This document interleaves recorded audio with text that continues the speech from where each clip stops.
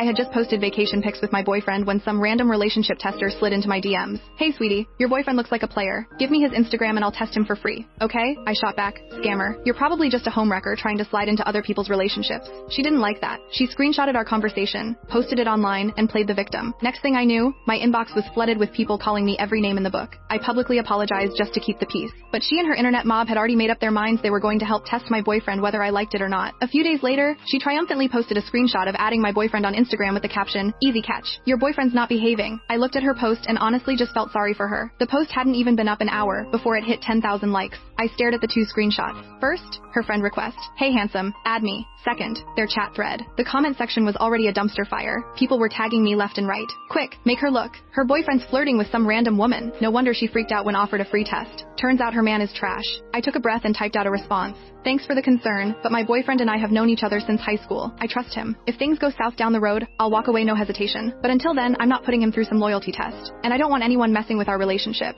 A decent amount of people agreed with me, and I felt a little relieved. Maybe this would all blow over. Then she chimed in, practically in tears. Sweetie, I don't want to ruin your relationship. I'm just trying to protect girls from bad guys. Her fans immediately fell back in line. They were all convinced I was just a woman too, in love to see the truth. I read through the comments until my chest felt tight, then turned off my phone. That evening I came home after work and found my boyfriend Aaron slouched on the couch scrolling his phone, a small smile on his face. When he heard me come in, he flipped the phone face down and sat up straight. Summer, you're home early. Yeah, were you talking to someone? Just a buddy. My stomach dropped. He was lying. Aaron always blinked when he lied. I told myself everyone deserves some privacy and let it go. I vented about work like usual. Aaron listened like usual, but his eyes kept drifting back to his phone. After rambling for a while with no real response from him, I felt drained. On a whim I asked, "Hey, did anyone random try to add you on Instagram today?" He smiled. Nope. My stomach dropped again. I gripped the collar of my shirt and pushed the thought out of my head. Aaron and I had been through a lot. Plenty of girls had tried classmates, co-workers, and he turned them all down. Why would some internet stranger be any different? I knew who Aaron was. I went to my room to relax. Then I made the mistake of opening the app again. The relationship tester had posted. The caption, "Poor girl, I actually feel bad for you." Underneath was a screenshot of her chat with Aaron. It started slow and awkward until she found out he was into gaming, and they clicked instantly. My grip tightened on my phone. Aaron really was great at games.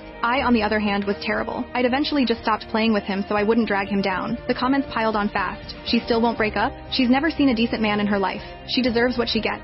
Props to the blogger for putting up with such a gross guy. The relationship tester replied sweetly, "I'm not suffering. I just want to help other women see the truth." People ate it up. Her follower count shot up overnight. I clicked on her profile, post after post of her testing other women's boyfriends. Every cover image had big text stamped across it, "Certified scum." The comment sections were full of people thanking her. And now it was my turn? Just then I heard the door. Aaron walked in, and I looked up. "Aaron, I can trust you, right?" He tilted his head, a little confused, then smiled and pulled me into a hug, pressing his forehead against mine. "Of course you can." "Okay, I trust you." I put down my phone and turned off the light. After that, I stayed off social media. Aaron acted completely normal. I figured once some new drama popped up online, people would move on. But a few days later, on my lunch break after a client meeting, I spotted Aaron on a nearby street. Hard to miss tall, black jacket, standing out in the crowd. What was also hard to miss was the woman next to him, fitted black dress, big smile, holding his hand. It was the relationship tester. I gripped my bag and walked over fast. The second I got close, she dropped his hand and took off like she'd seen a cop. Aaron spun around, wide-eyed. "Summer, what are you doing here?" I watched her disappear, then looked back at him. "Who was that?" He looked away. "A saleswoman. She kept trying to push some product on me." "Then what are you doing here?" Aaron ran a club and was almost never away from it. "This neighborhood was far from everything." He smiled. "I heard you had a meeting out here, so I figured I'd wait and take you to dinner." He even pulled out his phone to show me a reservation at a couple's restaurant. The decor looked a little tacky, but the gesture was sweet. I agreed. The food was actually pretty good. By the time we were done, my mood had lifted. Out of habit, I opened the app to see if things had finally cooled down. They hadn't. The relationship tester had posted again. "Sweetie, you ate the meal I was supposed to have." The photo showed me laughing and eating with Aaron. Aaron happened to be looking down in the shot, back turned slightly. He looked distant, distracted. I immediately looked toward where the photo was taken. Already empty. My good mood was gone. Then she DM'd me.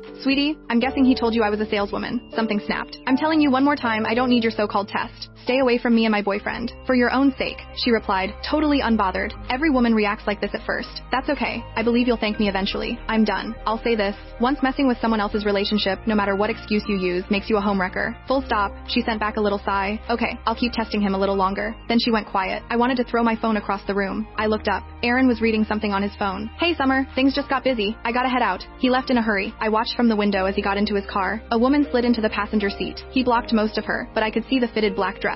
I sat there for a long time before I remembered I had to go back to work. When I got back to the office, the unfinished proposal I'd assigned that morning was still sitting untouched on a desk. I snapped. What is going on with this proposal? I gave this out this morning. My team went quiet. In the corner, a new intern was on her phone, laughing. What's so funny? She turned her screen toward me. The relationship tester's post already trending. Miss Reynolds, you're getting dragged all over the internet and you're coming in here to lecture us? Others piled on. Then my manager walked in, took one look at the unfinished work, and unloaded on me. Summer Reynolds, your personal mess is affecting this company's image. Fix it within a week or you're out. By the time I got home that night, I was running on empty. The house was dark. On the kitchen table was a note from Aaron. Summer, something came up. Take care of yourself. I'll bring you back a gift. I called him. Straight to voicemail. Text on Snapchat, nothing. I sat on the couch, stared at the ceiling, and eventually opened social media again. The relationship tester had pinned a new post. A certain gentleman invited me on a little trip. I'll live stream the results when we get there. There was a selfie and a plane ticket. The comments went absolutely insane. Even when people saw the stream required payment, a flood of them said they'd pay. People swarmed my account asking if I was finally going to break up. I held my ground and posted one more message to the relationship tester. I know who my boyfriend is.